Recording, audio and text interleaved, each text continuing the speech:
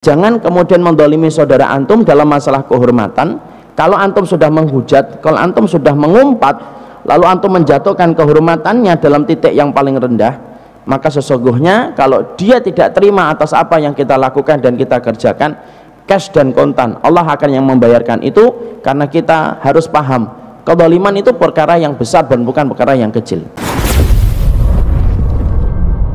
Sifat yang ke-8 orang yang dicintai oleh Allah yaitu adalah mereka yang berbuat adil. Dan ini merupakan salah satu pokok pembahasan pada sifat yang ke-8 adalah keadilan itu merupakan anak tangga yang bisa menjadikan diri kita dicintai oleh Allah. Mana dalilnya bahwasanya Allah mencintai dan membersamai mereka yang adil? Maka dalilnya sebagaimana Allah sampaikan dalam surat Al-Maidah ayat 42. Innallaha yuhibbul muqsitin. Sesungguhnya Allah itu mencintai orang yang berbuat adil. Berarti cintanya Allah, ridhonya Allah membersamai kepada siapapun di antara manusia yang memiliki sifat adil pada kehidupan mereka.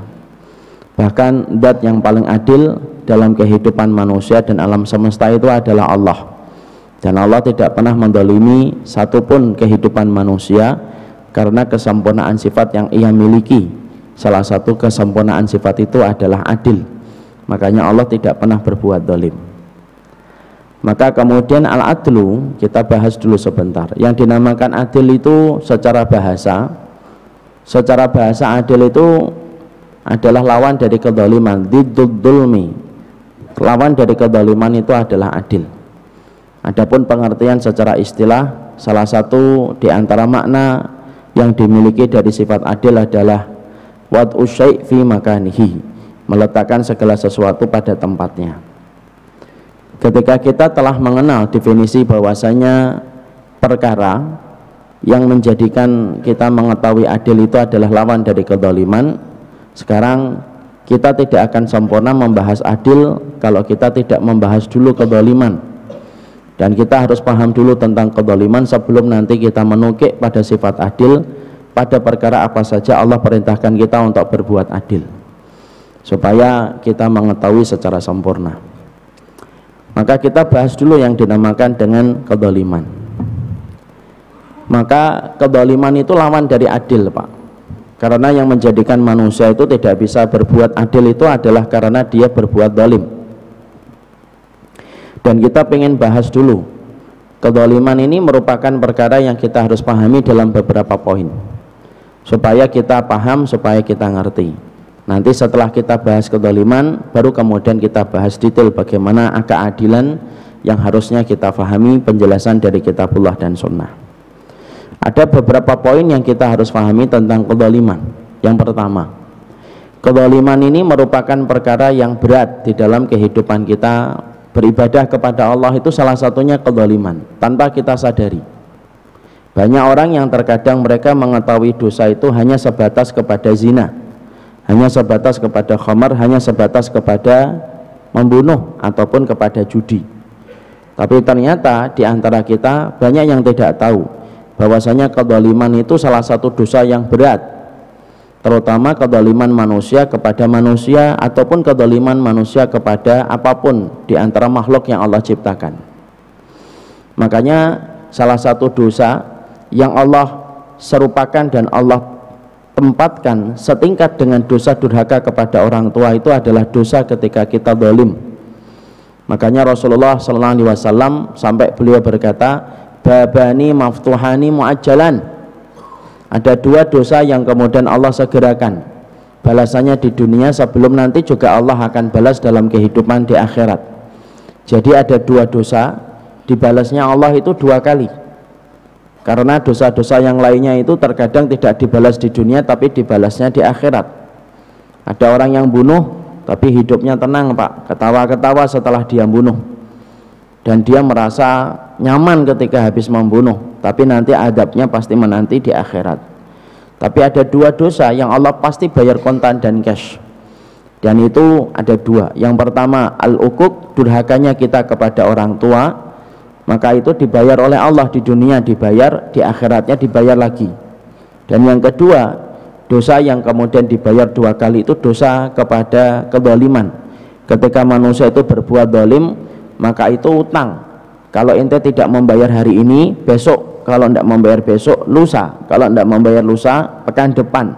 Tapi yang jelas sebelum ente mati, ente harus membayar kezaliman yang pernah ente berikan kepada manusia. Sebelum nanti pun akan dibalas lagi dalam kehidupan di akhirat, kezaliman itu akan disempurnakan lagi adabnya oleh Allah.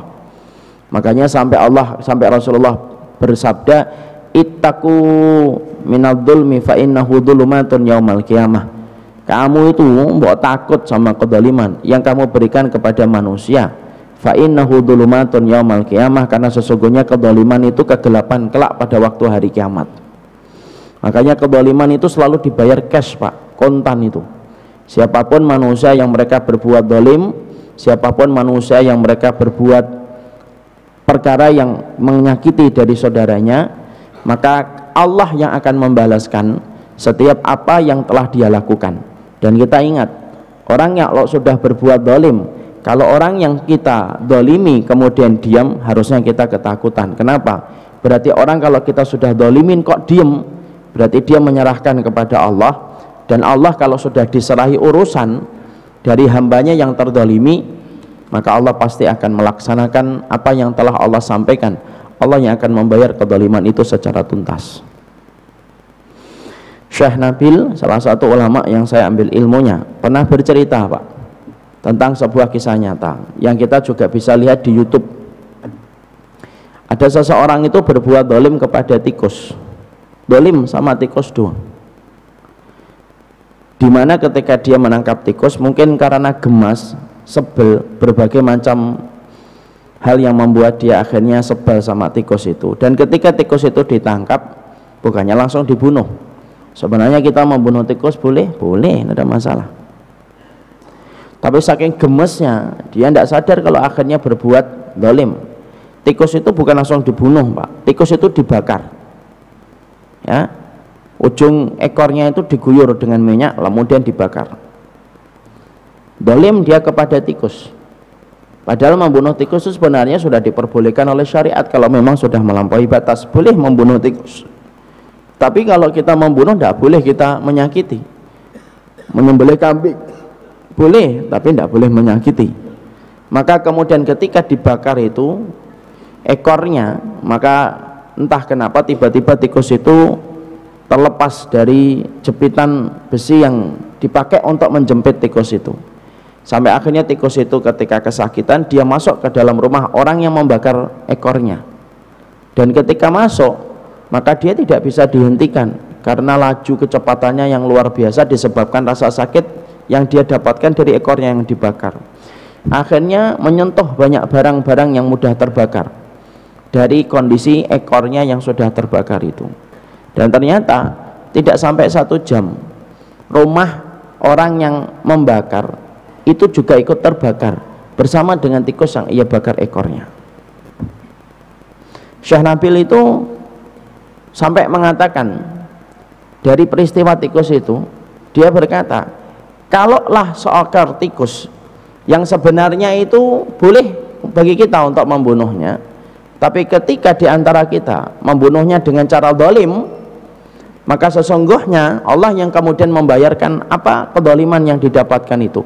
Sampai rumah orang yang membakar tikus itu pun ikut terbakar, tepat sebagaimana dia telah membakar tikus itu dengan cara yang zalim. Itu tikus, Pak, apalagi orang.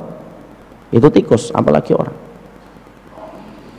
Makanya sampai kita dapatkan sebuah hadis yang sangat terkenal, ada seorang wanita itu disiksa oleh Allah di neraka, bukan karena dia berzina, bukan karena dia minum khamr, tapi ada seorang wanita yang akhirnya mereka itu dimasukkan ke dalam neraka itu disebabkan karena dia mendolimi kucing. Nah, lebih besar daripada tikus. Sampai kemudian Nabi mengatakan, udzibat imra'atun fi hirratin sajanatha la hiya atlaqatha wa la hiya ta'kulu min khashasyil ard. Ada seorang manusia, ada seorang wanita disiksa oleh Allah, dimasukkan ia ke dalam neraka disebabkan karena kucing yang dia zalimi. Dimasukkan kucing itu di dalam satu kamar dan tidak dibiarkan kucing itu untuk berkeliaran di atas muka bumi, untuk memakan rumput-rumput yang ada di atas muka bumi, sampai kucing itu akhirnya mati disebabkan wanita itu mendolimi ketika mengurung kucing itu dalam kamar dan tidak memberikan makan. Wanita itu akhirnya disiksa oleh Allah, kata Rasulullah. Inilah dua contoh untuk membuka pikiran kita bahwasanya kalaulah tikus dan kucing kita dolimi, yang notabene mereka itu adalah hewan, ketika didolimi akhirnya menyebabkan kehidupan kita dibalaskan kedoliman itu dari apa yang dilakukan, itu baru sebatas hewan, apalagi ketika kita mendolimi manusia, Pak. Makanya kedoliman itu merupakan perkara yang berat dan tidak pernah menjadi perkara ringan. Dan banyak orang yang hari ini kadang-kadang tidak sadar bahwasanya dia mendolimi. Makanya Allah tidak pernah memulai satu surat di dalam Al-Quran sampai dengan kata wailun. Wailun itu celaka, tapi wail itu juga salah satu nama neraka, itu juga wail. Allah tidak pernah memulai satu surat kecuali dengan kata wail, kecuali dalam dua surat. Yang pertama wailul lil mutaffifin, celaka sekali bagi mereka yang mengurangi timbangan, artinya zalim ketika kita mengambil hartanya orang lalu kita tidak bayarkan. Dan yang kedua wailul likulli humazatil lumazah, yaitu celaka sekali bagi orang yang mengumpat dan menghujat. Ini celaka, ini orang yang kemudian mendolimi saudaranya dengan lisannya. Berarti ada dua perkara yang sangat diperhatikan oleh Allah dari saudara kita supaya kita tidak terjerumus kepada dosa besar ketika mendolimi. Satu, jaga hartanya. Kalau kamu utang kamu harus bayar. Kok kamu kalau kemudian tidak bayar ketika kamu sudah hutang, ingat adabnya itu adalah ruhnya kamu nanti di antara langit dan bumi sampai utang yang kamu miliki itu dibayarkan. Atau yang kedua, jangan kemudian mendolimi saudara antum dalam masalah kehormatan. Kalau antum sudah menghujat, kalau antum sudah mengumpat, lalu antum menjatuhkan kehormatannya dalam titik yang paling rendah, maka sesungguhnya kalau dia tidak terima atas apa yang kita lakukan dan kita kerjakan, cash dan kontan, Allah akan yang membayarkan itu. Karena kita harus paham, kezaliman itu perkara yang besar dan bukan perkara yang kecil. Makanya sampai Rasulullah SAW ketika beberapa puluh hari sebelum beliau meninggal dunia, salah satu yang dilakukan oleh Rasulullah itu apa? Mengumpulkan para sahabat Nabi, dikumpulkan semua para sahabat Nabi. Lalu kemudian Nabi itu karena khawatir bahwasanya beliau pernah mendolimi, dan beliau khawatir karena kedoliman itu kalau dibawa mati maka hukumannya itu akan berat, dan salah satunya dikurangi pahala-pahala yang akan dilakukan, pahala-pahala yang dilakukan kalau kita kedoliman itu sampai bawa mati. Maka Nabi mengumpulkan para sahabat, lalu kemudian Nabi bertanya, siapa di antara kalian yang pernah saya pukul? Siapa di antara kalian yang pernah saya dolimi? Hari ini kalian tuntut bayarannya dari saya. Sebelum datang satu hari tidak bermanfaat anak dan tidak bermanfaat harta yang saya miliki. Maka para sahabat saat itu nangis terbawa perasaan yang mereka dengarkan dari perkataan Rasulullah. Dan tidak ada satupun sahabat yang berani untuk meminta kepada Rasulullah karena mereka ridho. Tapi ada satu sahabat, Pak, yang maju lalu kemudian berkata, ya Rasulullah, engkau pernah memukulku. Para sahabat yang lainnya kaget. Kemudian Rasulullah dengan tenang berkata, oke, Tayyib, kalau memang saya pernah memukul kamu, sekarang kamu pukul saya. Diserahkan itu kemudian kayu kepada sahabat tadi. Lalu sahabat tadi kemudian berkata, ya Rasulullah, engkau memukulku ketika aku lagi tidak dalam kondisi memakai baju, dalam kondisi ketika engkau mengatur kami dalam berperangan, dan saat itu saya tidak punya baju. Rasulullah buka, Pak, bajunya, Pak. Para sahabat semakin tertunduk dan tidak ada yang tega untuk melihat Rasulullah akan dipukul. Lalu ketika Rasulullah sudah membuka baju, maka sahabat tadi langsung menghampiri Rasulullah. Dia lemparkan kayu yang diberikan sama Rasul, kemudian dipeluk. Ya Rasulullah, walaupun engkau pernah memukulku, tapi aku ridho ya Rasulullah, dan tidaklah aku meminta hari ini kecuali satu, supaya kulitku bersentuhan dengan kulitmu. Tapi yang kita dapatkan hati-hatinya Rasulullah, sampai dikumpulkan para sahabat yang kemudian pernah mungkin beliau dolimi, dan dikumpulkan supaya tidak menjadi pemberat dalam urusan beliau kelak dalam kehidupan di akhirat. Dan itu menunjukkan kepada kita, kedoliman itu bukan perkara ringan, Pak. Ketika diri kita tidak bisa berbuat adil kepada saudara kita, poin yang pertama, dolim itu bukan perkara ringan. Makanya kita dapatkan orang-orang kalau sudah berbuat dolim itu pasti dibayar oleh Allah. Orang kalau berbuat dolim, tidak ada yang tenang, Pak. Kita contoh ya, kita lihat Amerika ketika mendolimi saudara-saudara kita di Irak, saudara-saudara kita di Afgan. Banyak tentara-tentara Amerika itu ketika pulang stres, mereka frustasi. Banyak di antara tentara-tentara itu harus berhadapan dengan para psikolog ketika di Amerika. Karena apa? Frustasi mereka. Dan itu salah satu yang dibayarkan oleh Allah sebelum mereka mati. Bukan hanya orang kafir Pak, orang mukmin itu banyak yang kemudian mereka itu mendolimi, kemudian akan dibayarkan oleh Allah itu secara kontan. Makanya kita dapatkan salah satu sahabat ada yang pernah mendolimi Sa'ad bin Abi Waqqas. Sa'ad bin Abi Waqqas itu dituduh tidak becus ketika kemudian dalam urusan sholat. Padahal Sa'ad bin Abi Waqqas salah satu sahabat besar, salah satu sahabat yang kemudian doanya mustajab, tapi kemudian dia difitnah, didolimi, dihancurkan kehormatannya. Maka kemudian saat itu Sa'ad bin Abi Waqqas karena betul-betul mendapatkan sifat fitnah yang ditujukan kepadanya itu betul-betul terus menerus itu kemudian dia dapatkan, akhirnya Sa'ad bin Abi Waqqas itu berdoa.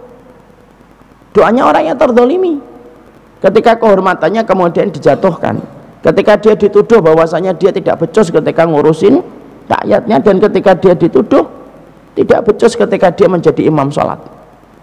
Maka Sa'ad bin Abi Waqqas kemudian berdoa, dan ketika beliau berdoa beliau berkata, ya Allah, kalau orang yang mendolimi saya hanya karena riak, hanya untuk mendapatkan sesuatu dari sesuatu yang hina ketika dia memfitnah saya, tolong ya Allah timpakan kepadanya 3 perkara atas kedoliman yang dia berikan kepada saya, maka bayarlah dengan 3 perkara. 1, panjangkan umurnya. 2, miskinkan terus ya Allah. Dan yang ketiga, kasih dia fitnah sebelum dia mati. Dan ternyata 3-tiganya kemudian dikabulkan oleh Allah. Orang yang memfitnah Sa'ad bin Abi Waqqas radhiyallahu anhu umurnya panjang. Dalam satu riwayat lebih dari 80 tahun, sampai kemudian rambutnya beruban, sampai kemudian alisnya nyambung itu ke bawah itu, saking kemudian panjangnya umur. Dalam kondisi beruban pula alisnya. Kemudian miskin terus Pak. Dalam satu riwayat dijelaskan dia tidak punya rumah dan seringnya itu ngeper di pinggir jalan. Itu pun masih ada fitnah. Dia suka menggoda perempuan-perempuan yang lalu lalang di depannya. Kalau ditanyakan kepadanya, kenapa kamu goda? Kamu sudah tua, kamu harusnya tidak melakukan hal yang semacam itu. Jawaban dari orang itu adalah, ini karena dosa yang saya lakukan kepada Sa'ad bin Abi Waqqas, dan saya membayar cash dan kontan kedoliman yang pernah saya lakukan kepada Sa'ad bin Abi Waqqas. Itulah kedoliman Pak. Makanya kemudian kita dapati pula Hasan bin Sabit, salah satu sahabat Nabi, pernah tergelincir ketika dia pernah termakan mentah-mentah apa yang disampaikan oleh orang munafik, dan sampai menuduh ibunda Aisyah itu berzina. Dan diantara orang yang menuduh ibunda Aisyah berzina itu Hasan bin Sabit Pak. Padahal ini penyairnya Rasulullah. Tapi perhatikan, penyairnya Rasulullah ini pernah kepleset ketika menelan mentah-mentah apa yang dibuat oleh orang munafik ketika menuduh ibunda Aisyah itu berzina.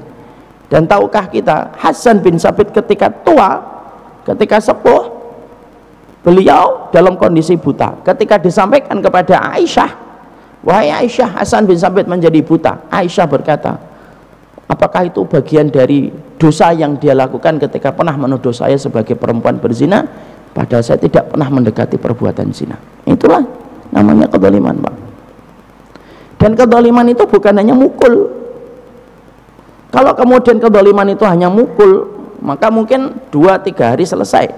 Tapi kedoliman yang berat itu apa? Kedoliman ketika sudah berkaitan tentang kehormatan seorang mukmin itu. Dan banyak orang yang tidak sadar itu, banyak orang yang melakukan kedoliman itu dengan kedoliman yang dilakukan oleh lesannya Pak.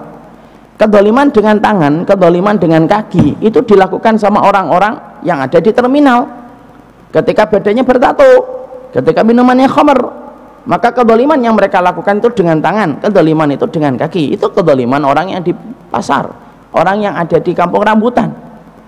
Tapi banyak orang yang tidak sadar, walaupun dia tidak bertato, walaupun dia tidak ada di pasar, walaupun tidak di kampung rambutan, tapi ternyata juga zalim.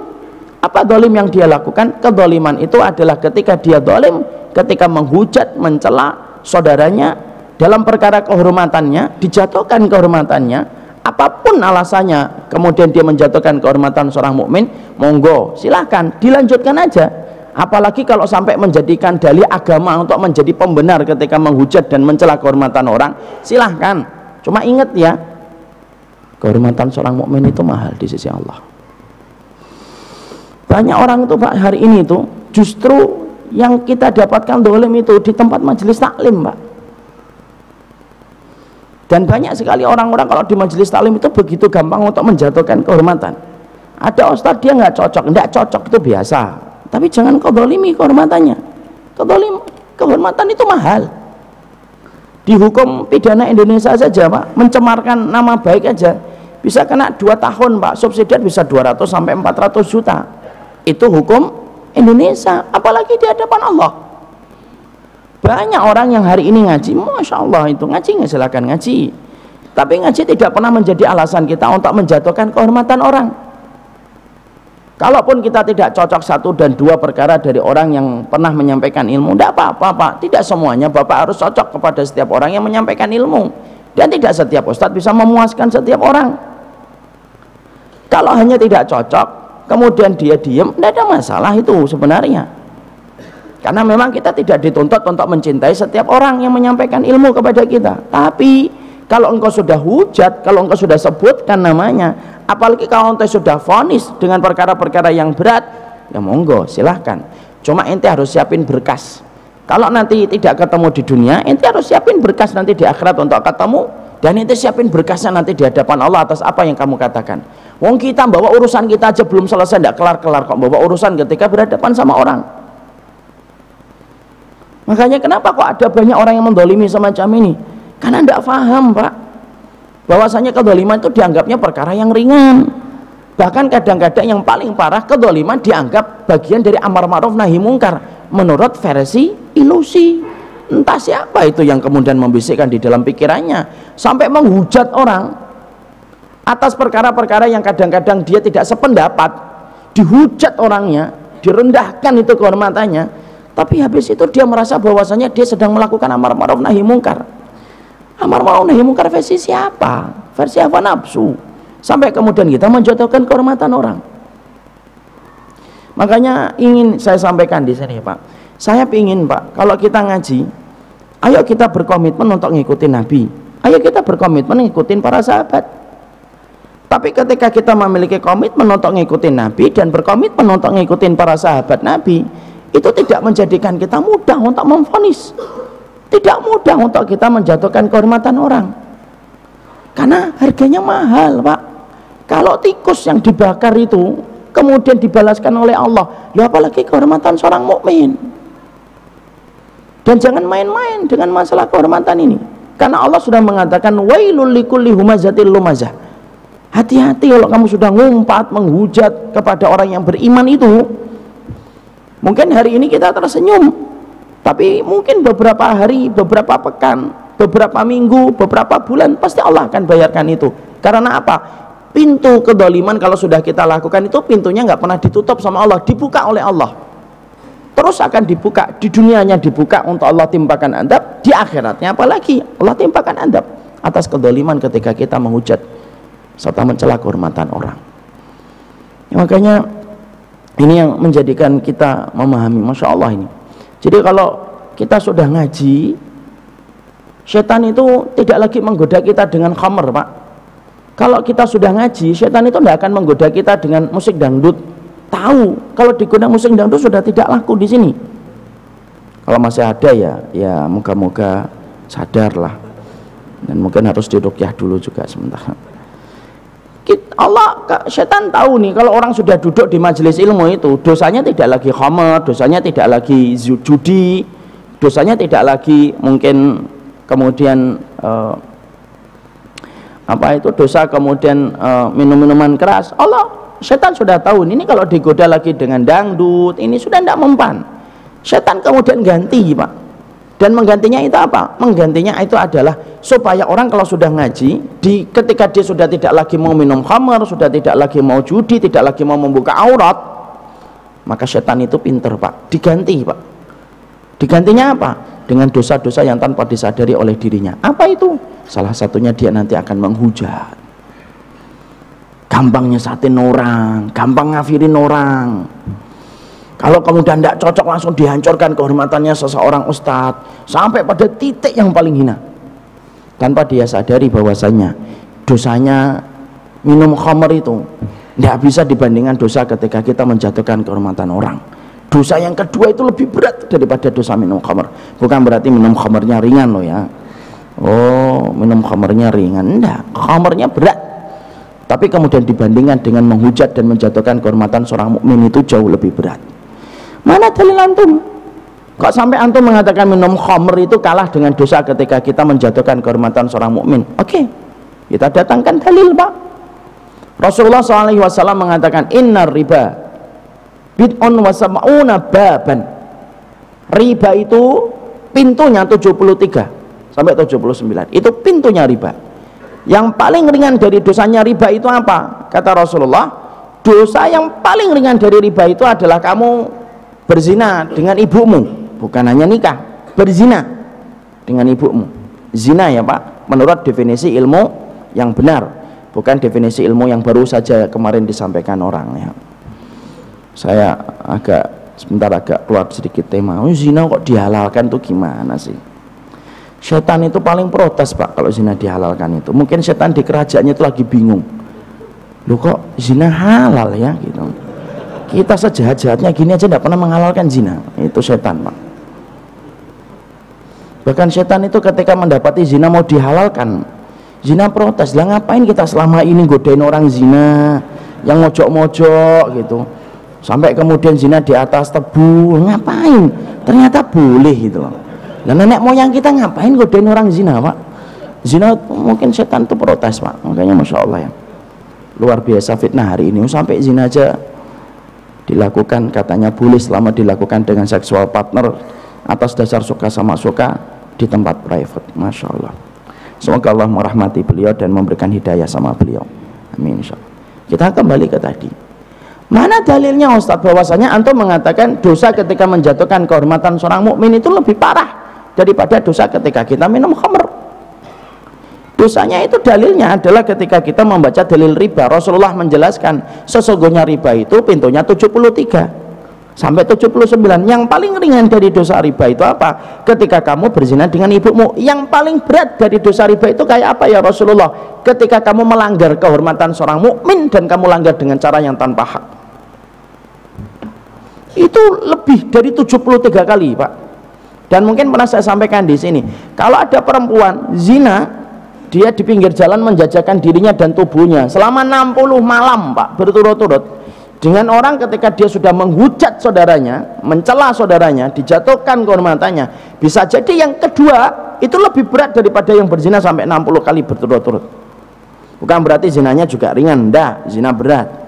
Tapi di situ kita kemudian mendapati itulah bagaimana dalil yang disampaikan supaya kita paham Pak. Makanya kalau orang sudah melakukan dosa, kalau dosanya itu berkaitan tentang kepada haknya Allah, itu masih bisa untuk ditebus dengan tobatan nasuha. Karena dosa itu ada dua, ada hakullah, ada hakul adami. Hakullah contohnya ninggalin sholat. Hakullah contohnya ketika dulu kita tidak puasa, kita taubat Pak, ya Allah dulu saya tidak puasa, dulu saya nggak sholat. Oke, khair, tobat nasuha, sholat taubat 2 rakaat, menyesal, banyakin sedekah untuk membayar tidak sholatnya kamu dan tidak puasanya kamu. Selama dia nasuha, diterima sama Allah. Itu kalau hakullah Pak. Tapi kalau kemudian kita mendapati di dalam kehidupan ada seseorang yang kemudian dia melakukan dosa hakul adami. Hakul adami itu berkaitan tentang haknya manusia Pak. Kalau berkaitan haknya manusia tidak akan diampuni oleh Allah sampai manusia yang engkau hujat, sampai manusia yang engkau dolimi itu memberikan maaf dan keridhaan kepada dirimu, baru kemudian kamu akan diampuni oleh Allah. Kalau manusia yang kamu dolimi meminta pertanggungjawaban di hadapan Allah, ente harus siapin itu di hadapan Allah untuk berhadapan dengan dirinya. Dan itu berat Pak. Orang mukmin itu konsepnya adalah mempersedikit penggugat dia dalam kehidupan di akhirat. Itu konsepnya orang mukmin. Orang mukmin kok ngaji, kemudian memperbanyak penggugat yang nanti akan dihadapi di akhirat. Kayak kita ini sudah ada jaminan aja ketika di akhirat. Orang mukmin itu konsepnya kalau memandang hari akhir itu apa? Konsepnya orang mukmin ketika memandang hari akhir itu apa? Dia itu akan mempersedikit penggugat yang akan dia temui dalam kehidupan di hadapan Allah. Dan itu kemudian yang kita harus pahami. Kenapa? Kedoliman itu besar. Kedoliman itu merupakan perkara berat. Dan dolim itu bukan hanya mukul Pak. Kalau saya yakin di sini itu enggak kemudian kayak preman lah, enggak mukul, enggak nendah. Tapi ada kedoliman yang kadang-kadang tanpa kita sadari kita lakukan. Dan itu justru dilakukan sama orang-orang yang mereka duduk di majelis ilmu ketika mereka gampang menghujat dan mencela. disesatin, dihujat, dikatain, dan itu berat di dalam kehidupan kita beribadah kepada Allah. Itu yang pertama, Pak. Makanya saya kagum sama saudara saya. Ada saudara saya itu kalau kemudian dia ngobrol, sering sekali kalau beliau kemudian ngobrol itu, selalu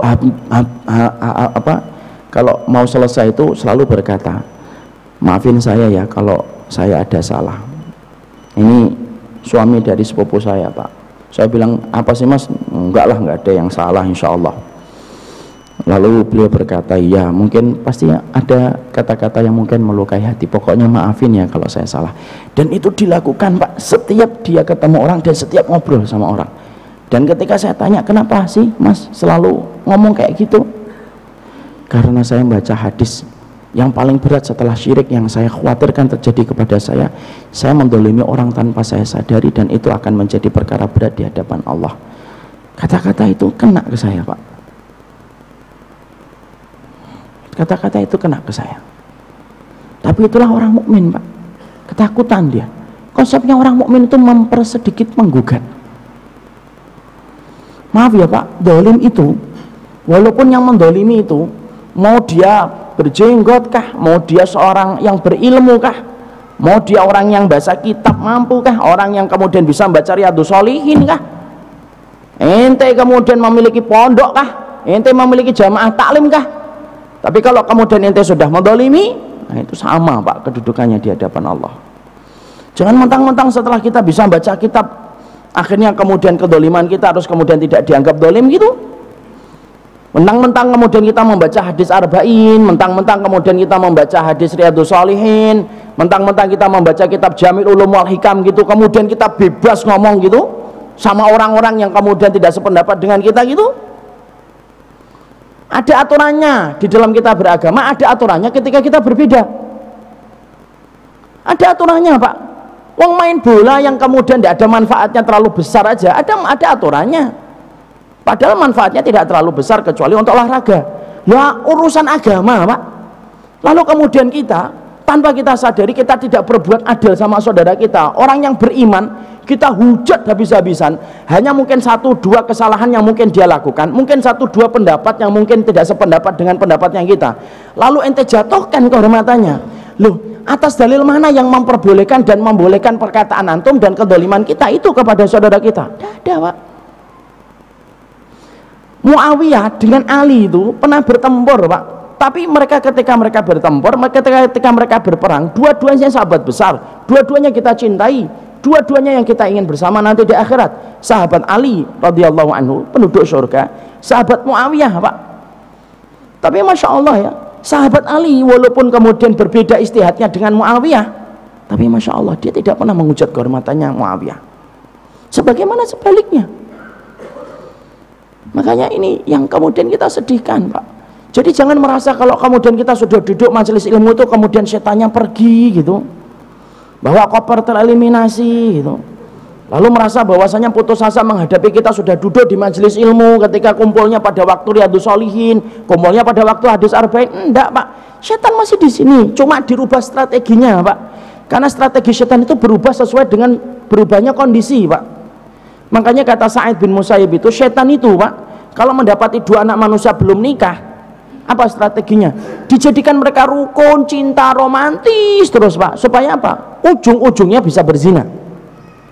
Tapi kalau mereka pasangan ini sudah nikah, strategi setan itu berubah. Apa strategi setan kalau sudah mendapati orang itu kemudian mereka itu menikah? Dirubah strateginya. Bagaimana yang asalnya dijadikan rukun, romantis, ngomong 5 jam kayak 5 menit, itu sebelum nikah. Tapi setelah nikah dirubah. Semua masalah bisa menjadi besar, masalah lampu, hidup di kamar atau mati, bisa menjadi pertengkaran. Yang asalnya dulu 5 jam kayak 5 menit, akhirnya 5 menit kayak 5 jam. Nggak usah dijawab, Pak, nanti kelihatan, Bapak. Itu kemudian akhirnya dirubah. Kenapa kok dirubah? Karena setan mendapati kondisinya berubah. Sama. Setan itu ketika mendapati kita dulu belum ngaji, Pak, paling-paling godaannya dengerin ini, baca yang tidak penting, mungkin nonton konten pornografi, kemudian macam-macam itu. Ketika kita sudah ngaji, setan berubah. Ini sudah digoda itu udah nggak bisa ini.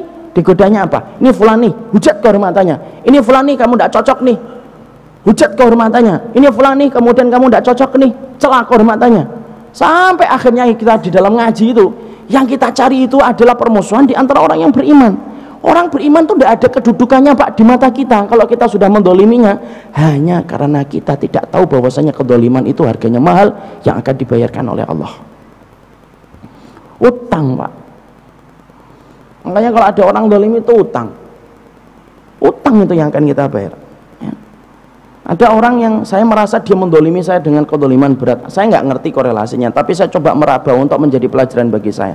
Bapak boleh ambil ibrah atau tidak, nggak apa-apa. Ada orang yang kemudian menghujat,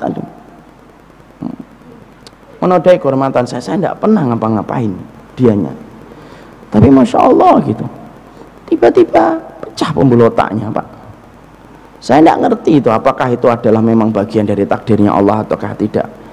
Tapi banyak orang yang akhirnya bersyukur ketika mendengar dia pecah pembuluh otaknya itu. Banyak orang yang kemudian merasa terdolimi oleh dia itu bersyukur, ya Rabb, akhirnya engkau berikan apa yang engkau janjikan kepada lisan Rasulmu ketika kedoliman itu utang yang akan dibayar. Itu jadi ibrah Pak saya, dan jadi pelajaran juga buat saya Pak, karena itu harganya mahal di sisi Allah. Makanya kalau kita ngaji, ayo kita berkomitmen ngikutin Nabi Ustadz, iya. Kita berkomitmen untuk ngikutin para sahabat, betul lah Pak. Tapi kalau nanti tiba-tiba ada 1, 2, 3 perkara yang kadang-kadang kita dapatkan ada Ustadz yang tidak cocok dengan pendapat yang kita pilih, sudah diam. Kalau memang tidak cocok, ambil pendapat yang menurut kita paling kuat Pak. Dan kita juga harus mengerti apakah pendapat itu ranahnya perbedaan para ulama ataukah tidak. Karena saya juga harus mengatakan fikih itu luas Pak, yang sempit itu hati kita.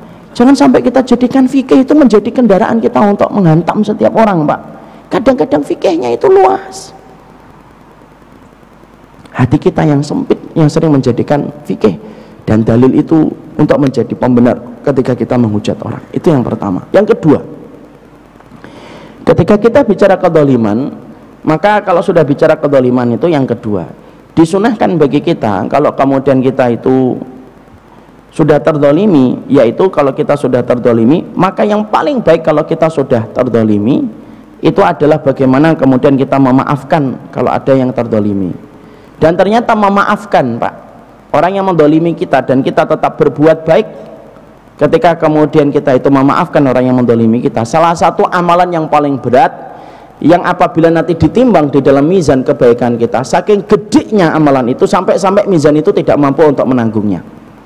Ibnu Qudamah itu berkata ada 3 amal yang hampir-hampir saking beratnya, 3 amal ini hampir-hampir kemudian mizan itu tidak mampu untuk menanggungnya. Apa 3 amal yang saking beratnya itu hampir-hampir kemudian mizan kebaikan itu tidak mampu untuk menanggungnya? 1, amalan orang yang sabar Pak. Itu pahalanya gede, saking gedenya hampir-hampir mizan itu tidak mampu untuk menanggungnya, saking gedenya pahala orang yang bersabar. 2, amalan Ramadan kalau diterima oleh Allah itu gede pahalanya Pak, saking beratnya hampir-hampir mizan itu tidak mampu menanggungnya, kata Ibnu Qudamah. Dan yang ketiga, memaafkan orang yang mendolimi kita dan berbuat baik, maka itu termasuk salah satu amal yang begitu berat, saking gedenya amalan itu ketika ditimbang di dalam mizan, maka hampir-hampir mizan itu tidak mampu untuk memikulnya, saking gedenya pahala bagi orang yang apabila terdolimi ketika dia memaafkan. Tapi bukan hanya memaafkan, tapi tetap dia berbuat baik walaupun dia terdolimi. Nah, ini yang berat Pak. Makanya Allah menyampaikan dalam surat Asy-Syura, faman afa wa aslaha fa ajruhu 'ala Allah. Siapapun yang memaafkan orang yang mendolimi dia, wa aslaha, dan kemudian dia berbuat baik, fa ajruhu, maka pahalanya 'ala Allah. Pahalanya nanti yang ngasihkan itu Allah Pak. Karena ternyata pahala itu dalam beberapa riwayat disampaikan ada pahala yang ngasihkan pahala itu malaikat, ada pahala yang nanti ngasihkannya itu langsung adalah Allah. Saking gedenya keistimewaan dari ibadah ini. Apa itu pahala yang nanti ngasihkannya itu langsung Allah? Yaitu orang-orang yang dulunya ketika di dunia terdolimi dia secara sah dan meyakinkan terdolimi, tapi dia memaafkan dan tetap berbuat baik sama orang yang mendolimi dia. Makanya nanti mereka akan dipanggil oleh para malaikat. Makanya malaikat itu nanti kalau sudah manusia itu berkumpul di padang mahsyar, Ada orang-orang yang kemudian dipanggil oleh malaikat, aina haula ajruhu 'ala Allah. Jadi kalau manusia dikumpulkan di padang mahsyar, malaikat itu berkata, mana orang-orang yang pahalanya langsung diberikan oleh Allah dan tidak melalui kami. Maka menyambut seruan itu, Pak, siapa? Bukan orang yang sholat. Siapa yang menyambut seruan itu? Bukan orang yang puasa. Siapa yang menyambut seruan itu? Bukan orang yang kemudian haji dan umrah. Yang menyambut seruan itu adalah orang yang dulu ketika di dunia dia terdolimi, tapi dia memaafkan dan tetap berbuat baik sama orang yang mendolimi dia. Maka mereka kumpul, Pak, lalu ditaruh oleh para malaikat di satu tempat khusus. Pada tempat itu, kata Rasulullah, pada tempat itu Allah langsung memberikan pahalanya langsung dan tidak diwakili oleh para malaikat. Saking gedenya pahala bagi orang yang memaafkan ketika dia terdolimi dan tetap berbuat baik, Pak. Makanya analoginya, Pak, Masya Allah ya, ini contohnya kalau kita menang, kalau juara harapan 3, siapa yang memberikan hadiah? Kalau juara harapan 3 paling-paling ketua RW. Kalau kita juara harapan 3. Tapi kalau juara 1, nah mungkin presiden, Pak. Kenapa yang si presiden bukan RW? Karena juara 1, Pak. Makanya ada orang yang nanti itu pahalanya saking gedenya itu tidak mampu diukur, Pak. Sampai mizan itu keberatan untuk menanggung pahalanya. Orang yang terdolimi ketika dia memaafkan dan tetap berbuat baik. Bukan hanya memaafkan, Pak, disebutkan oleh ayatnya afa wa aslaha. Dia memaafkan, dia tetap berbuat baik. Bapak didolimi orang, Bapak maafin, Bapak tetap berbuat baik. Maka itu pahalanya berat di sisi Allah, di mana itu saking beratnya nanti diberikan oleh para malaikat ketika pahala itu saking begitu gedenya. Makanya kejadian kayak siapa? Emang ada, Ustadz, orang yang terdolimi lalu dia memaafkan dan tetap berbuat baik? Ada, Pak. Contoh dalam kehidupan para sahabat siapa? Abu Bakar. Abu Bakar itu terdolimi oleh salah satu sahabatnya namanya Mistah bin Usasah. Itu kerabatnya Abu Bakar. Beliau itu kerabat fakir miskin, Pak. Saking miskinnya, yang ngasih tunjangan per bulan itu Abu Bakar. Tapi ketika ada berita Aisyah berzina, termasuk yang membesarkan beritanya bahwasanya Aisyah itu berzina, Mistah bin Usasah, padahal masih kerabatnya Abu Bakar, masih kerabatnya Aisyah, masih kerabatnya Abu Bakar, masih kerabatnya Aisyah, Pak. Lalu kemudian Abu Bakar itu bersumpah, demi Allah, saya tidak akan lagi memberikan infak kepada Mistah bin Usasah. Allah turunkan surat An-Nur yang menjadikan hatinya Abu Bakar luluh, Pak. Dimaafkan itu Mistah bin Usasah walaupun telah mendolimi, menodai kehormatan putrinya, Pak. Lalu setelah itu tetap diberikan infak secara berbulan sebagaimana kondisi sebelum dia memfitnah Ibunda Aisyah. Dan itu menjadikan kita faham kalau terdolimi ada dua pilihan, Pak. Kalau kita terdolimi itu yang diberikan oleh Al-Quran itu dua. Kita boleh membalas sejenis, atau kita boleh membalasnya, atau kemudian kita memaafkan dan tetap berbuat baik. Boleh nggak saya membalas, Ustaz? Boleh, tapi tidak boleh berlebihan. Wa jazaa'u sayyi'atin sayyi'atun mislaha. Kalau kemudian kamu diberikan keburukan, balas keburukan itu yang sejenis, kadarnya sama. Bapak kemudian dihujat sama orang, babi, jawab babi juga, pas, itu pas ya sudah, nggak usah ditambah-tambah. Disebut babi, ngamu babi, kucing, monyet, ya, cebong, kampret, nah, semuanya dikeluarin. Nah, itu sudah berlebihan, tidak boleh. Makanya sampai kita mendapatkan ada orang yang terdolimi 1 jam sebelumnya, 1 jam berikutnya dia pihak yang mendolimi. Yasirul madlum zaliman. Ada orang yang terdolimi tapi tanpa sadar ketika membalasnya dia sudah jatuh kepada pihak yang mendolimi. Atau yang kedua, memaafkan. Saking besarnya pahala yang kemudian didapatkan itu, maka kemudian dia akhirnya mendapatkan kebaikan itu. Makanya kemudian kalau kita terdolimi, walaupun ini berat, kalau hanya memaafkan mudah, Pak. Yang paling susah itu setelah afa, aslaha, tetap berbuat baik. Bapak biasa ngasih orang bubur ayam, traktir setiap habis ahad subuh, itu biasanya makan bubur ayam. Loh kok mendolimi kita, padahal tiap ahad itu kita makan bubur ayam bareng-bareng. Sudahlah, saya maafkan. Dan makan bubur ayamnya tetap kita jalankan. Bahkan kalau bisa makan daging aja supaya lebih baik lagi. Nah ini kayak gini nih, Mas. Makanya kemudian kalau terdolimi itu sebenarnya adalah salah satu perkara yang menjadikan kita mendapatkan pahala besar. Tapi kalau semacam ini tidak usah mancing-mancing orang untuk mendolimi setelah tahu keutamaan memaafkan. Tolong dolimin saya dong gitu, nggak usah gitu.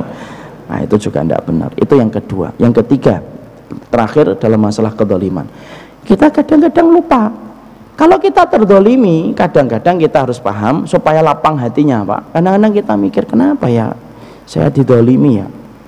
Kadang-kadang juga kita harus berlapang dada. Lalu kemudian kita harus memikirkan kemaslahatan dan hikmah kenapa kemudian kita terdolimi Pak. Kadang-kadang setiap peristiwa yang kita peroleh itu ada hikmah yang besar yang kita pasti akan dapatkan. Rasulullah terdolimi di Mekah, tapi apa hikmahnya? Lahirlah kota Madinah, dan akhirnya kota Madinah memberikan kemenangan bagi Rasulullah di dalam dakwahnya. Dalam waktu yang lebih singkat 10 tahun daripada 13 tahun di kota Mekah, 10 tahun itu Rasulullah itu menang secara gemilang. Kadang-kadang kita terdolimi itu Pak, kadang-kadang terdolimi itu justru menjadi sebab kebaikan. Makanya kalau ada orang terdolimi senyum-senyum, kenapa kamu didolimi senyum-senyum? Iya, berarti kota Madinah sebentar lagi akan datang. Nah gitu, Masya Allah. Nanti yang tanya bingung, ini apa maksudnya? Artinya ada hikmah yang besar yang akan kita dapatkan kalau kemudian kita sabar. Ini salah satu kisah nyata ini. Saya pernah ngisi di salah satu restoran di Jakarta Selatan, restoran mie Pak, yang sudah lumayan terkenal. Ketika habis kajian itu, maka beliau bercerita, Ustadz tahu nggak kenapa saya bisa memiliki warung ini Ustadz, restoran ini, dan sekarang sudah besar? Iya, gimana Pak?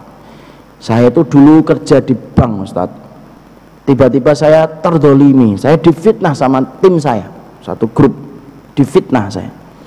Akhirnya pemimpin saya itu, atasan saya itu memecat saya. Karena tentunya kita paham ya, banyak orang yang mengenal kita tapi menghakimi kita dengan apa yang kita dengar. Itu kaidahnya, itu kata-kata hikmah para ulama. Banyak orang yang mengenal kita sehari-hari tapi justru menghakimi kita dengan apa yang dia dengar. Ini kejadiannya sama beliau juga. Saya kemudian akhirnya dipecat secara tidak terhormat karena atasan saya lebih banyak mendengar teman saya, padahal beliau kenal saya jauh lebih lama daripada kenal dengan orang yang memfitnah saya. Akhirnya saya dipecat Ustadz. Dan ketika dipecat, saya secara tidak terhormat, saya tidak punya pesangon dan lain sebagainya. Dan ternyata memang hikmahnya besar. Setelah itu saya pulang gitu, saya bingung mengandalkan tabungan. Tidak seberapa lama tabungan itu lama-lama menipis dan lama-lama menipis. Saya dulu suka masak Ustadz, akhirnya saya masak gitu. Dan diantara yang saya suka masak itu mie sama ceker. Saya masak itu. Kemudian kalau ada acara keluarga saya share, saya bagi. Banyak yang cocok. Ketika banyak cocok, saya buka warung. Warungnya rame. Saya nyewa warung yang lebih besar. Rame lagi. Saya kemudian beli ruko. Rame lagi Ustaz. Dan akhirnya saya bisa memiliki beberapa cabang. Masya Allah. Beliau berkata sama saya, coba Ustaz, kalau saya tidak difitnah dan didolimi, mungkin saya tidak bisa mendapatkan restoran ini. Jadi ketika saya kemudian didolimi sama dia, difitnah, sampai saya dipecat secara tidak terhormat, akhirnya saya mendapatkan kebaikan besar. Akhirnya restoran ini saya dapatkan dan memiliki banyak cabang. Itu saya dapatkan setelah saya terdolimi dan difitnah sampai dipecat secara tidak terhormat. Masya Allah. Itu hikmah Pak ya. Jadi kalau Bapak didolimi orang, berarti bentar lagi punya restoran Pak, insya Allah. Tapi itu hikmah. Makanya ada sebuah kata-kata yang saya sampaikan ya, ada sebuah kisah yang disampaikan oleh kitab yang saya baca di sebuah kitab. Dalam sebuah kitab itu ada seorang raja Pak. Seorang raja itu pagi-pagi dia ngupas buah, kemudian secara tidak sengaja qadarullah pisaunya itu mengenai kepada jempolnya Pak, dan akhirnya jempol ini mau putus Pak. Ketika jempolnya mau putus gara-gara pisau itu, maka ada perdana menterinya, orangnya solih, orangnya alim, lalu dia berkata, jempol saya mau putus gara-gara tadi ngupas buah. Kemudian perdana menterinya yang solih berkata, fihi khair, di situ insya Allah ada kebaikan. Rajanya marah Pak, oh jempol mau putus kok malah ada kebaikannya, dipecat perdana menterinya. Terus kemudian saking marahnya masukkan penjara perdana menterinya Pak. Akhirnya kemudian perdana menterinya dipecat, dimasukkan penjara. Setelah itu beberapa hari kemudian kondisinya agak membaik, sang raja memang senangnya berburu, biasanya sama Perdana Menteri. Tapi karena Perdana Menterinya lagi di penjara, dia pergi bersama dengan beberapa tentaranya. Karena saat itu berburunya tidak ingin jauh-jauh, tidak membawa peralatan yang cukup kecuali hanya peralatan berburu, Pak. Ternyata tanpa mereka sadari, mereka ngejar binatang buruannya itu sampai keluar jauh dari wilayah kerajaannya. Dan ternyata masuk ke satu hutan, di mana hutan tersebut itu masih banyak suku-suku yang kemudian mereka itu menyembah kepada patung-patung dan yang lainnya. Dan mereka suka memberikan korban dan tumbal. Tertangkap ini rombongan ini, kemudian terbunuh itu kemudian beberapa tentara yang kemudian mengiringi dan menemani sang raja. Kemudian akhirnya disisakan beberapa orang. Dan ketika disisakan beberapa orang itu, maka kemudian suku yang menangkap mereka berkata, ini kita jadikan tumbal saja, karena kita sudah tidak menyerahkan tumbal kepada dewa kita. Dilihatin, Pak, ini yang paling sehat, yang paling bergizi yang mana? Jatuh pilihan mereka kepada sang raja. Akhirnya yang lainnya dibunuh, yang disisakan sang raja. Lalu disisakan sang raja, Pak, dibawa ke tempat sukunya, dan ketika mau dijadikan tumbal, nunggu dukunnya untuk datang. Dukun datang, Pak. Ketika dukun itu datang, dilihat calon tumbalnya ini cocok nggak spesifikasinya. Ibaratnya kalau kita mau korban kan dilihat, Pak, kambingnya ini mana yang ini dilihatin. Maka kemudian dilihatin itu. Ternyata perhatian dukun itu mengarah kepada jempolnya sang raja. Dibuka itu ikatan kain yang menutup ini, karena ini mau putus ini ada cacatnya, ini tidak cocok ini jadi tumbal, sudah suruh pergi aja, tidak cocok ini. Sebagaimana kalau kita berkorban ada ini kan, kita cari yang sehat, Pak. Akhirnya sang raja kemudian pergi. Ketika disuruh pergi, ya Allah, senang betul dia berkata, ya Allah, betul kata Perdana Menteri, mau putusnya jempol saya ini ada kebaikannya. Coba kalau jempol saya tidak putus, kelar hidup saya jadi tumbal. Lalu kemudian sang raja itu langsung cepat pulang gitu. Langsung siapa yang pertama kali ditemuin, Pak? Langsung ke penjara, Pak. Perdana Menterinya dibuka sendiri itu selnya dengan tangannya sendiri, dan dia langsung minta maaf. Perdana Menterinya orang solih, orang alim, berkata, iya saya maafkan kamu, saya maaf ya memenjarakan kamu, betul semua kejadian itu ada kebaikannya. Iya, gara-gara kemudian mau putusnya jempol saya nggak jadi tumbal. Iya, saya maaf kalau memenjarakan kamu. Perdana Menterinya berkata, enggak apa-apa, saya dipenjarakan pun ada kebaikannya, fihi khair. Sang raja dengar kata fihi khair itu bingung lagi, Pak. Lu kamu dipenjara itu kebaikannya apa? Gitu. Perdana Menterinya berkata, lu kalau kamu kemudian tidak memenjarakan saya, berburunya sama saya. Kalau berburunya sama saya, kamu kemudian akhirnya nggak jadi tumbal, jatuh pilihannya ke saya. Oh, yang paling sehat, yang paling mendekati bergizinya kamu tuh ya saya, misalnya Perdana Menteri. Akhirnya disitulah ulama tersebut, saya lupa ulama ini, tapi dari kalangan salaf itu mengatakan fihi khair, semua itu ada kebaikannya. Jadi kalau bapak tiba-tiba nggak ngerti apa-apa, dihujat di grup lain, padahal bapak nggak pernah ngapa-ngapain dia, kenal juga enggak, mereka kenal kita juga enggak, ngobrol juga enggak. Kan ada, Pak, orang-orang itu kadang-kadang membenci kita, kenal aja enggak, Pak, ngobrol aja enggak pernah, tapi ngeliatin aja enggak mau, Pak. Ya, ngeliatin aja enggak mau. Maaf ya, Masya Allah, banyak orang itu kadang-kadang saya heran, satu masjid kadang-kadang itu sering buang muka gitu. Saya ingetin ya, Pak, bapak-bapak dan saya, kalau sering buang muka, ketemunya itu sama siapa? Ketemunya sama orang yang nyari muka, Pak, pas itu.